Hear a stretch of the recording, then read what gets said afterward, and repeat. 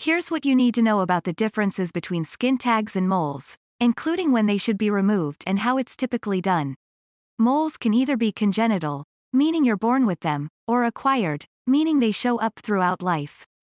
People usually start developing moles around the age of 3 or 4, and it is considered normal to continue to get new moles until the age of 30, says Dr. Zeichner. Can your employer require you to get a COVID-19 vaccine? Here's what to know: bipolar relationships. How to care for and cope with a bipolar partner. NFL pledges to stop controversial race norming. Here's what that means: FDA issues warning not to eat cicadas if you're allergic to seafood. Here's why: 10 symptoms of celiac disease you should know. According to experts, what is eccentric exercise? And why should you incorporate it into your training program? How to disinfect a thermometer, and when you need to do it. According to experts, what is gluten? A nutritionist explains everything you need to know about the protein. Naomi Osaka withdraws from French Open. Says she's suffered long bouts of depression. China reports first human case of H10N3 bird flu. But experts say it's not cause for concern. Is dry scooping pre-workout bad for you? Here's what experts say about the TikTok trend. What is white privilege? Systemic racism and white privilege explained.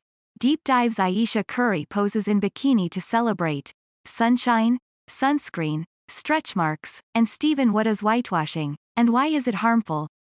Here's what experts say: benzene, a known carcinogen, was found in 78 batches of these popular sunscreen and after heteronormativity.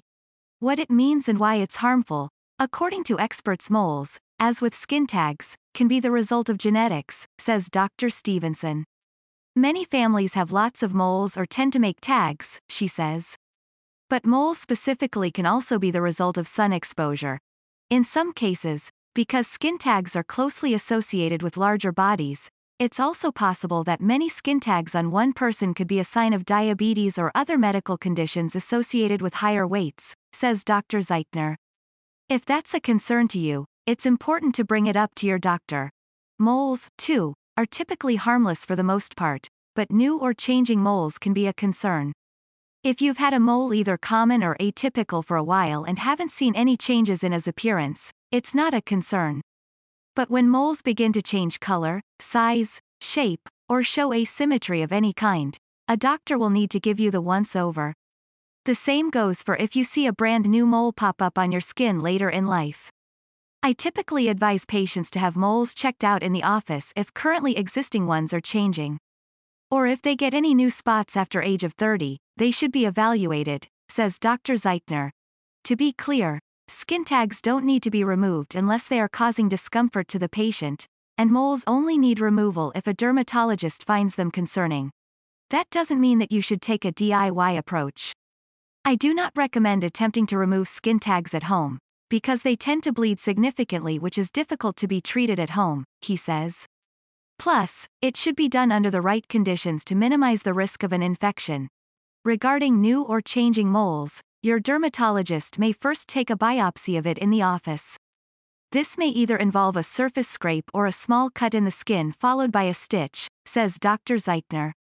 That specimen will then get sent to a lab to get results, and if the cells come back as atypical, more of the mole, or the mole in its entirety, may be removed, says Dr. Zeichner. There's really no surefire way to prevent against these growths or spots on your skin.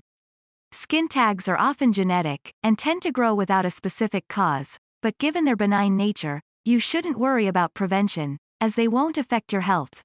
Moles are similar, because they are determined by your genetics, so there's no way to prevent them, says Dr. Zeichner.